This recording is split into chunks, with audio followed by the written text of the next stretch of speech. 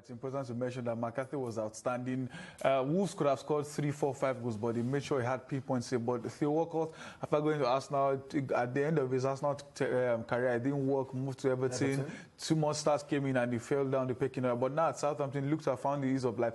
I wish him well. His age has definitely caught up with him, but at the same time, for football, for a forward, still running at that pace, I think he still has maybe 1 or 2 more years to offer. And the fact that he's back to where it all started from, getting the goals for them, I think it's a brilliant game for World Cup, and I wish him all the best at Southampton. But will you say World For his potential, no. Yeah, World Cup was meant to be the next best thing after Thierry Henry, getting into Arsenal, the number 14 jersey, going down the left or right flank with his pace. Arsenal fans thought, well, this is a perfect replacement for Henry. He started very well, but later on, he just went down the drain. Sometimes you see World Cup 2-3 games in fine form, pacey and everything. The next 10-15 games, he'll just be a regular World Cup. Sometimes even can't outpace the players we expect him to do. So I think he didn't get to that potential that is expected of him, or maybe fans expected too much. But for Wenger, he knew what he saw for bringing him to us, and so I think he didn't fulfill that potential. Wenger? Well, most of the time, we check every top team in Europe. After international break, there's always 1 or 2 struggle for them, even though you expect Bayern to still win, maybe a scrappy, maybe 2-1 or 1-0. But it shows this season has been very strange for everybody, especially the big teams playing without their fans. Sometimes the ginger, like they say in the local parlance, from the fans used to spur them on to move, but it's just not working for some teams. And Bayern Munich, of all teams, playing a draw. And, well, even Dortmund, many thought Dortmund was going to lose that. I remember they went a goal down, then they started Erling Haaland. But, well, it's good to see such competition that at least Bayern Munich are not taking a stroll past every other team in the league. And the funny thing is, anytime they drop points, everyone always takes a jab at Barcelona. Those teams will go to their Twitter handle, post a tweet at least, even if we lost, we didn't lose it and everything. It shows how important that result was, and it shows how much those teams are growing in the Bundesliga. That yes, Bayern may still win, but will definitely put up a good fight. Well, first off, the first question should be the committee that sat down to decide the date. What were the things they discussed in their meeting? Because I believe all these things should have been put in place. Okay, if you are starting so and so, I have problems with restarting it this year, first off, because I feel we are still not ready. The question is, are we going to test all the athletes that will be coming from abroad, even those in Nigeria for the test? Are we ready to test them continuously? Because remember, it's not a one-off test.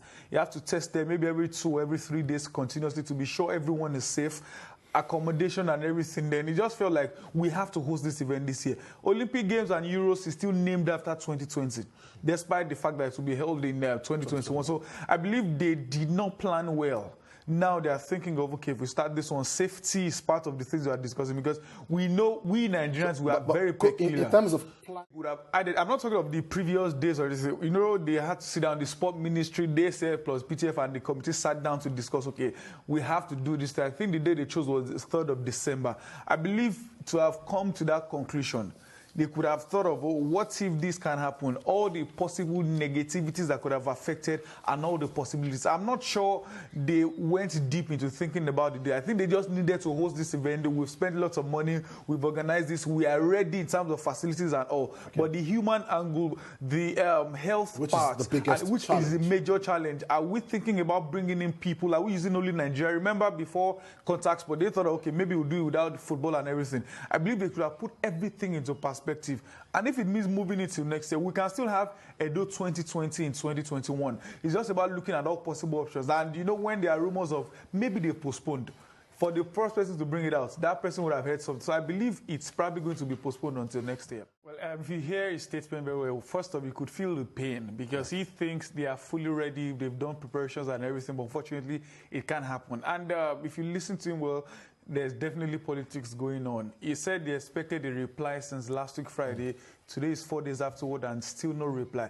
Well, to support him, it is sad for the athletes. But at the end of his statements, they will need time to prepare. For an athlete that has not been actively involved in almost a year, you can't just bring them up and say less than a week too. So I think I agree with him. Let's just move it to 2020. Hopefully they can choose a date ahead of time. Then the athletes, like he said, some states may want to come for a month and so, and let them come together and enjoy the event. Tough times indeed. as a Nigerian, like, okay, everybody feeling the pain. But from the statement and his tweet, he was actually using the authority of being the sport minister. I like that. You can speak with the NFF. They are rightly under the sport ministry. Speak with them, find agreement. But when you're coming out publicly to say we'll restructure the administration, yes, that's your duty. But restructuring the Super Eagles, some players don't deserve to be invited. We work. That's not even the NFF's job. That's what the Super Eagles manager, Gennaro, is there for. So if it's not when Gennaro is not getting the